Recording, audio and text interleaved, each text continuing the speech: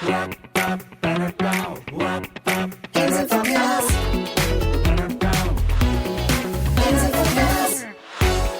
and welcome to Ames in Focus, the podcast where we explore the people, services, and resources that keep Ames running smoothly. I'm Bill Gebhart with Communications and Outreach at the City of Ames. Before we get started, a few upcoming events to put on your radar. Stash of Trash is happening April 24th through 26th. Grab a group and help clean up our public spaces around Ames. And on Saturday, April 18th from 9 a.m. to 2 p.m., tune in to Earth Day on the airwaves on KHOI Community Radio 89.1. It's a great way to celebrate Earth Month and learn about local sustainability efforts. Also on Saturday, April 18th from 8 a.m. to 4 p.m., the city is hosting a no-charge yard waste day at a new location, 309 Carnegie Avenue, making it even easier to dispose of your yard waste responsibly. April is Fair Housing Month, and today we're talking about what that means for our community. Joining us once again, our longtime guest, always guest, Vanessa Baker-Latimer, Housing Coordinator for the City of Ames. Vanessa, thanks for being here again and again. Always, because I know you need quite the talent for these podcasts. It totally drives up our ratings. Stepping it up. Drives up our ratings every time you're here. Make it happen, Okay, and you have someone with you again today. I do. I have my partner in crime, Beth Skluzacek, with the Central Iowa Board of Realtors. All right. Well, Beth, welcome very much. You were here last year, too. I was. Okay. Definitely for Fair Housing Month again, right? Absolutely. Always proud to partner with Vanessa. So let's start with the basics. What is Fair Housing Month and why does it matter? Well, Fair Housing Month, April is Fair Housing Month as we commemorate the 50th anniversary of the passing of the Fair Housing Act legislation. It's a landmark legislation that was signed by President Johnson on April 11, 1968, that made discrimination in housing transactions unlawful. And it's important because it's also expanding to cover discrimination on race, color, national origin, religion, sex, you name it. It covers a lot of things that make it fair and easy for people in Ames to in the world to be able to enjoy all the luxuries everyone else does, and not based on a content of their character or their color or anything like that. And so you said it was signed in 1968, so it's been around for a while, but this is still a very relevant issue, right? That's why we have you guys here today. So what are some of the challenges or misconceptions that people might still have when it comes to fair housing? Why is this still something we're talking about today? Beth, you want to challenge that one? I will certainly take that one. We still see challenges to fair housing every day. In real estate and for realtors in our area, this is something that we proudly, follow fair housing and all of the rules and try to do our best to serve our clients and the people of the community to find the American dream, to get that house that they want, to own that land, regardless of national origin, religion, any of the protected classes. So in doing all of this, what we are really looking to do is make housing accessible to everyone. Right, yeah. And that's something that, even though this came about in 1968 when that was a problem, it's something that still hasn't gone away. Correct. One of the issues, today outside of the Fair Housing Act is housing affordability. Yes. Right. That is something I know Vanessa works a lot on. And that's something that throughout, our cities and our countries is a big issue. But we're trying to combat that. And through fair housing and different initiatives, one of these days, hopefully everybody can have access to a home and a little piece of land of their own, right?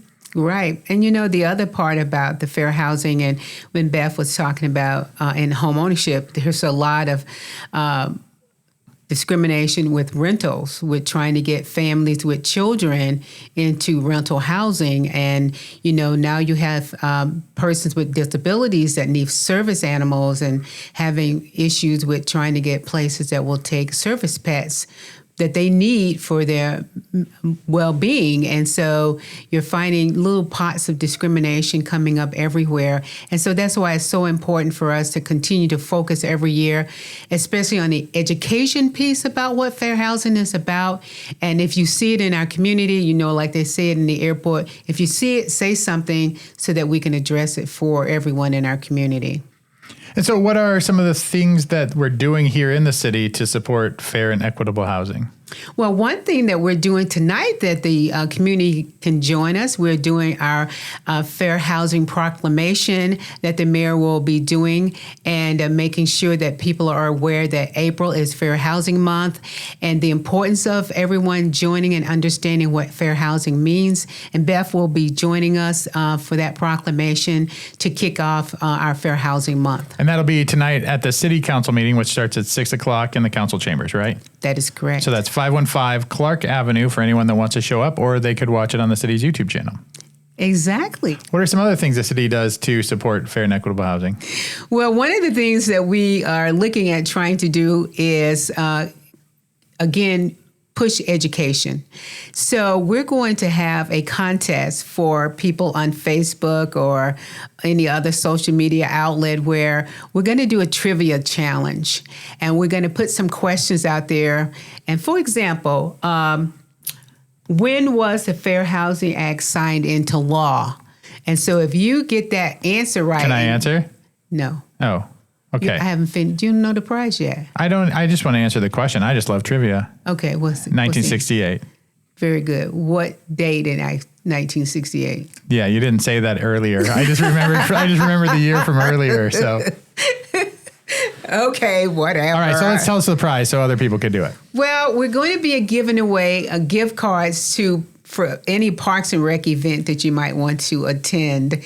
And so you'll get a gift card and you can go to whatever Parks and Rec activity that you like. And so that would be the prizes that you could get if you get the answer right and respond to the top answer first. And so that'll be going on for the next couple of weeks. Where is that trivia going to be happening?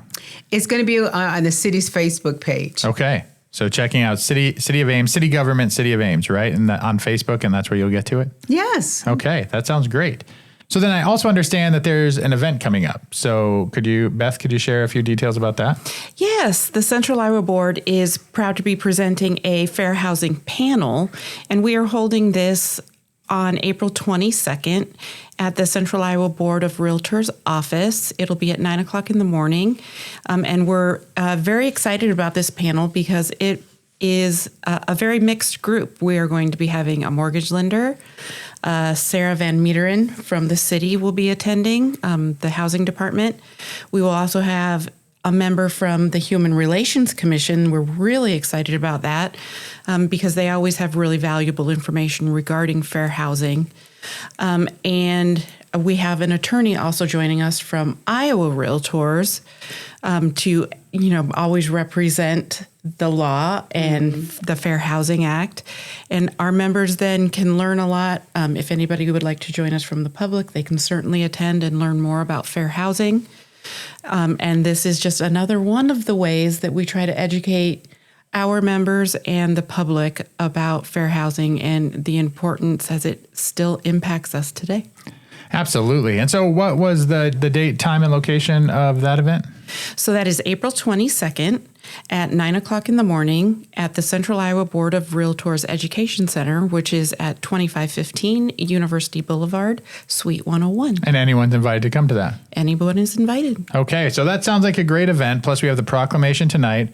Trivia that I'll win all of, right? Through social media. Am I allowed to win? You already had your chance at winning. Oh, and I didn't know the right date. Okay, I got it. So I'm already out. So we have all those great events. I did have a question I wanted to ask for any residents listening, and this is a serious question. How can someone recognize if they might be experiencing housing discrimination, and what should they do if they think that that's happening? Well, one of the ways that people can find out or just kind of notice, like if you're going to rent an apartment and say you submitted your application and you went through it with the property owner and, they checked all the boxes, but then they all of a sudden say, oh, well, I'm sorry, that apartment has been taken and so forth, so it's no longer available. So you kind of like, oh, okay, well, it was been advertised. And then you find out just staying around that someone else comes back in, applies for that same unit, and they get it right away.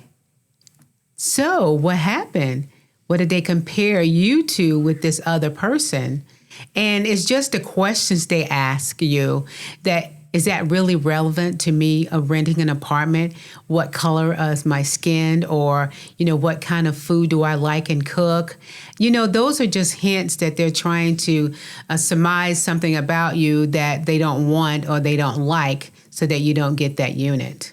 And so if you feel like that has happened to you, what's the course of action? Well, one of the big things you can do, you can certainly call the Ames Human Relations Commission here at City Hall, or go on our website at www.cityofames.org and go under Ames Human Relations Commission, and you'll be able to submit questions, know who to contact at the commission, or you can go straight to the Iowa Civil Rights Commission. Just go on their website, www.Iowa Civil Rights Commission, and there is a page that you can file a complaint or ask more information if you feel like you're being discriminated against. And that's how you would get the process started if you were doing that. Exactly. Okay. Hey, Beth, do you want to explain what one would be for someone trying to get a mortgage loan or something that might feel discriminatory? Yes, mortgage loans, that is an area, obviously not my expertise, but I have heard of some issues with mortgage loans here in the Ames area in particular.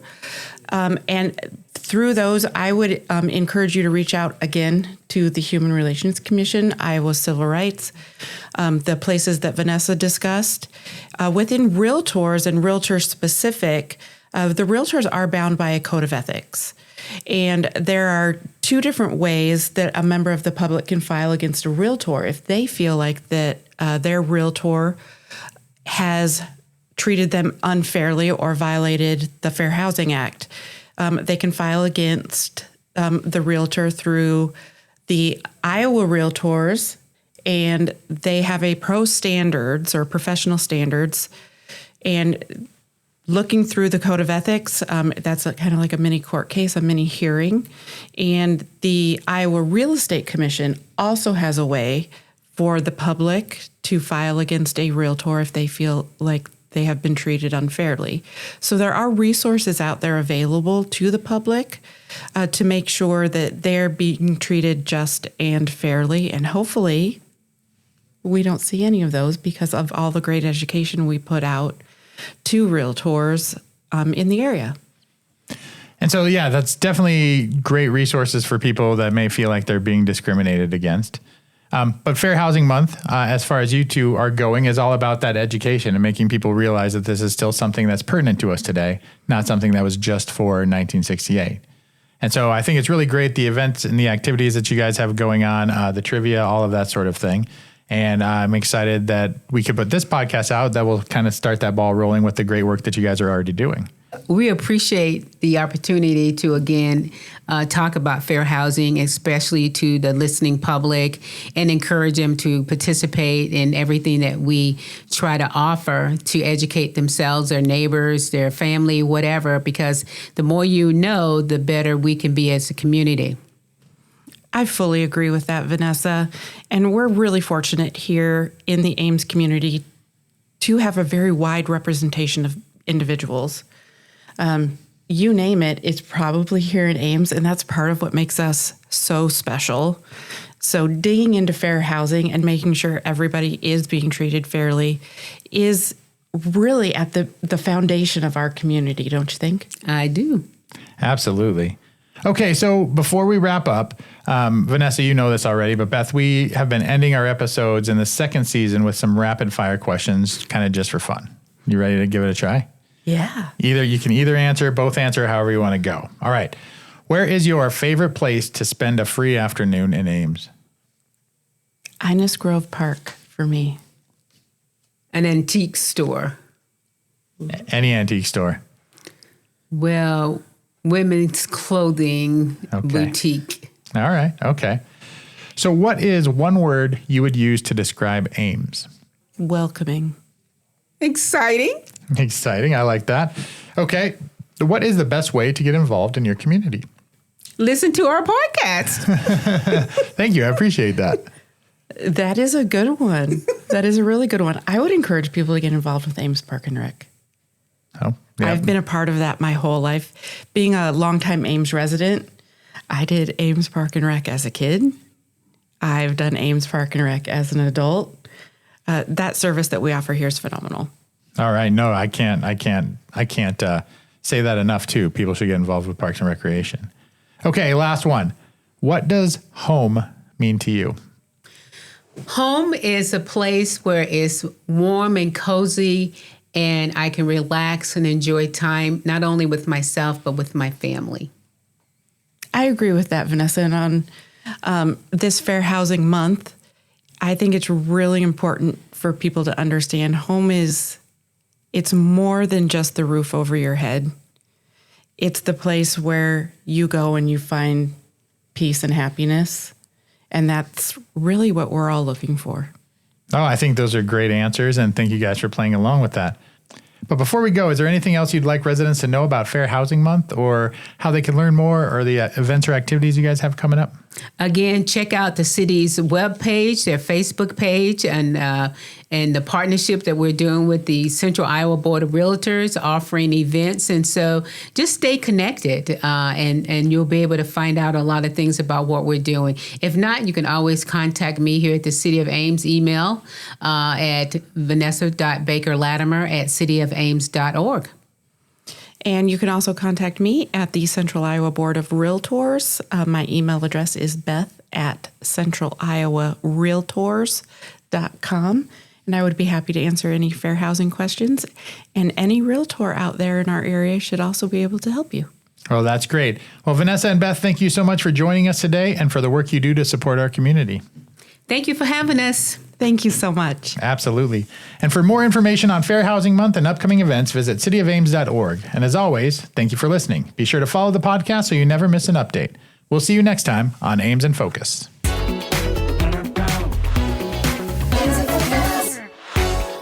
Ames in Focus is a City of Ames podcast.